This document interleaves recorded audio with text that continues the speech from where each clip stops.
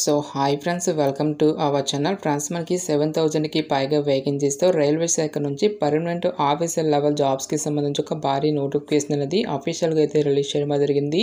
ఈ యొక్క పోస్ట్కి సెలెక్ట్ అయినటువంటి క్యాండిడేట్స్కి దాదాపుగా మనకి 80,000 వరకు కూడా శాలరీ అనేది రావడం అనేది జరుగుతుంది.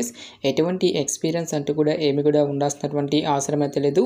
సో ఎగ్జామినేషన్ అనేది కూడా మన యొక్క తెలుగు లాంగ్వేజ్లోనే ఉంటుంది కాబట్టి ఇంట్రెస్ట్ ఎలిజిబుల్ క్యాండిడేట్స్ డెఫినెట్గా ఈ యొక్క ఆపర్చునిటీని అయితే యూటిలైజ్ అయితే చేసుకోండి.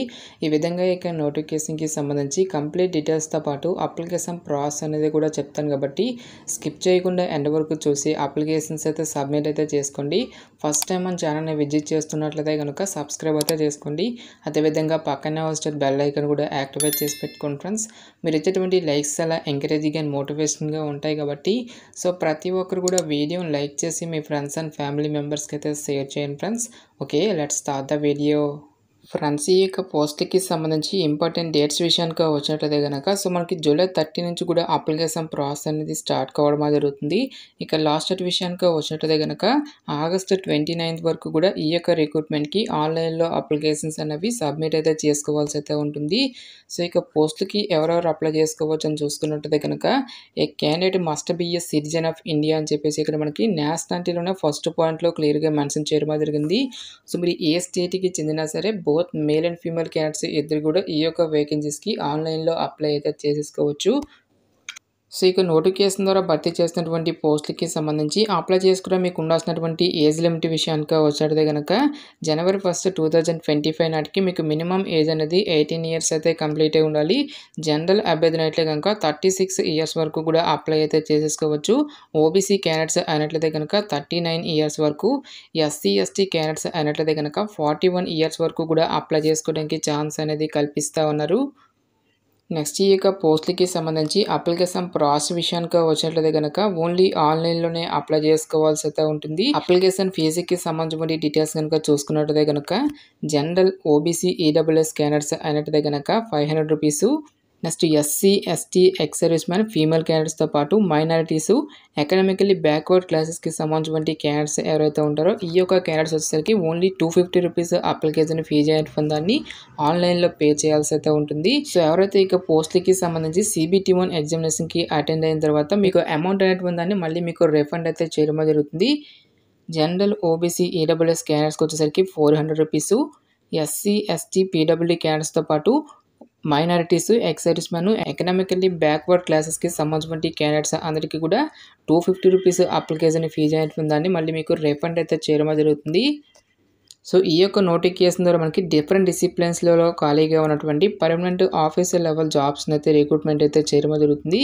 సో ఫస్ట్ ఆఫ్ ఆల్ ఇక్కడ మనకి chemical supervisor are research and మెటలాజికల్ supervisor are research అనేటువంటి ఈ యొక్క పోస్ట్లకి సెలెక్ట్ అయినటువంటి క్యాండిడేట్స్కి సెంట్రల్ గవర్నమెంట్ లెవెల్ 7th ప్రకారం సో మనకి బేసిక్ పేనే 44,000 అనేది రావడం జరుగుతుంది. దీంతో పాటుగా అడిషనల్గా చాలా రకాల సెంట్రల్ గవర్నమెంట్కి సంబంధించి అలవెన్సెస్ అనేవి కూడా మనకి పే చేయడం జరుగుతుంది. ఈ విధంగా అన్ని రకాల సెంట్రల్ గవర్నమెంట్కి సంబంధించి అలవెన్సెస్ అన్ని కలుపుకుంటే మనకి అప్రాక్సిమేట్లీ వచ్చేసరికి 80,000 వరకు కూడా శాలరీ అనేది రావడం జరుగుతుంది.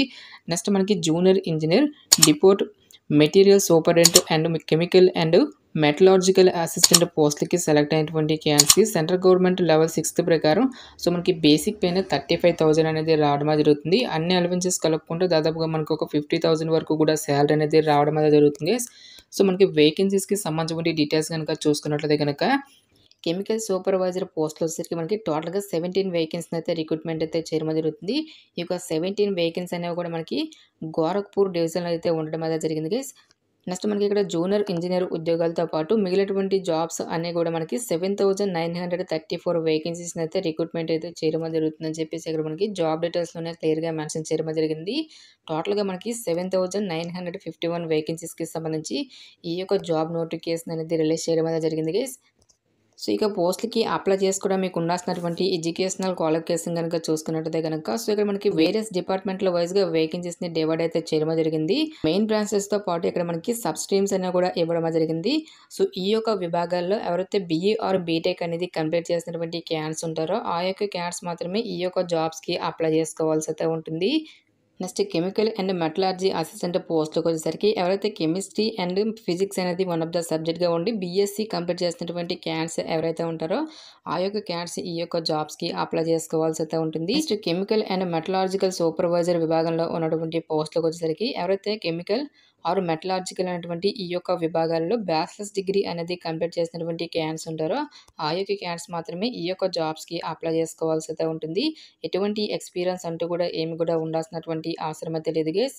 సో క్యాస్ట్ వారీగా వేకెన్సీస్‌కి సంబంధించిన డీటెయిల్స్ గనుక చూసుకున్నట్టయితే గనక మనకి ఓపెన్ కేటగిరీలో వచ్చేసరికి టోటల్‌గా మనకి 3575 వేకెన్సీస్, ఎస్సీ వారికి మనకి 3115 వేకెన్సీస్‌తో పాటు ఎస్టీ క్యాండిడేట్స్‌కి 589, ఓబీసీ క్యాండిడేట్స్‌కి వచ్చేసరికి 1719 వేకెన్సీస్, ఎకనామికలీ వీకర్ సెక్షన్ వరకు వచ్చేసరికి 882, ఎక్స్ సర్వీస్ మ్యాన్ క్యాండిడేట్స్‌కి వచ్చేసరికి 719 వేకెన్సీస్‌తో పాటు ఇంక్లూడింగ్ మనకి పీడబ్ల్యూడీ క్యాండిడేట్స్‌కి కూడా వేకెన్సీ అనేవి కేటాయించడం జరిగింది.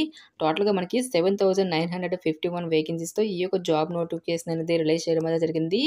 సో ఇక నోటిఫికేషన్ ద్వారా భర్తీ చేస్తున్నటువంటి ఈ యొక్క ఆఫీసర్ లెవెల్ జాబ్స్‌కి సంబంధించి సెలక్షన్ ప్రాసెస్ అనేది ఏ విధంగా ఉంటుందని చూసుకున్నట్టయితే గనుక టోటల్‌గా ఇక్కడ మనకి 3 స్టేజెస్‌లో ఇక వేకెన్సీస్‌కి సంబంధించి సెలక్షన్ అనేది కంప్లీట్ అయితే చేయడం జరుగుతుంది. స్టేజ్ 1లో మనకి కంప్యూటర్ బేస్డ్ ఎగ్జామినేషన్ అనేది కండక్ట్ అయితే చేయడం జరుగుతుంది గైస్. టోటల్‌గా మనకి 100 మల్టిపుల్ చాయిస్ క్వెషన్స్ అనేవి అడగడం అనేది జరుగుతుంది. 90 మినిట్స్ పాటు కూడా ఈ యొక్క టెస్ట్ అనేది కండక్ట్ అయితే చేయడం జరుగుతుంది గైస్.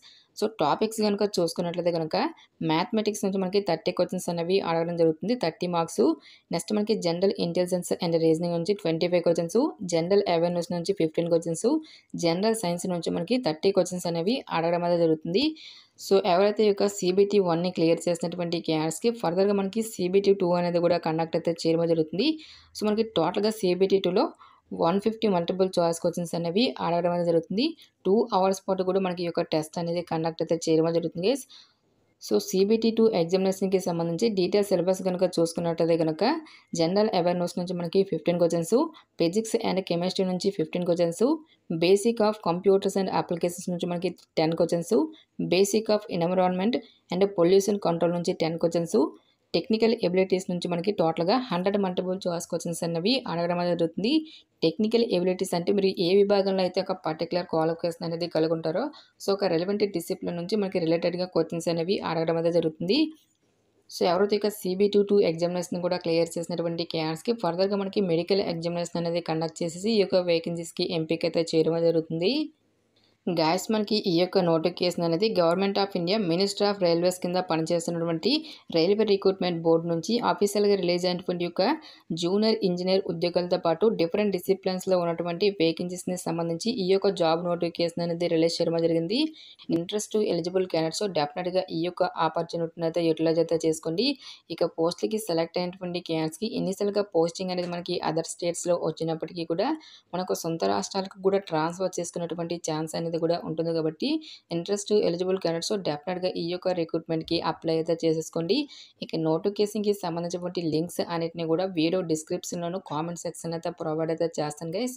ఇంకా నోటిఫికేషన్‌కి సంబంధించి మీకు ఎటువంటి డౌట్స్ వచ్చినా సరే నాకు కామెంట్ సెక్షన్‌లో కామెంట్ అయితే చేయండి. ఇటువంటి మరిన్ని జాబ్ అప్డేట్స్ కోసం మన ఛానల్‌ని సబ్స్క్రైబ్ చేసుకొని బెల్ ఐకాన్ కూడా యాక్టివేట్ చేసి పెట్టుకోండి. సో ఇది ఫ్రెండ్స్ ఇవాల్టి వీడియో.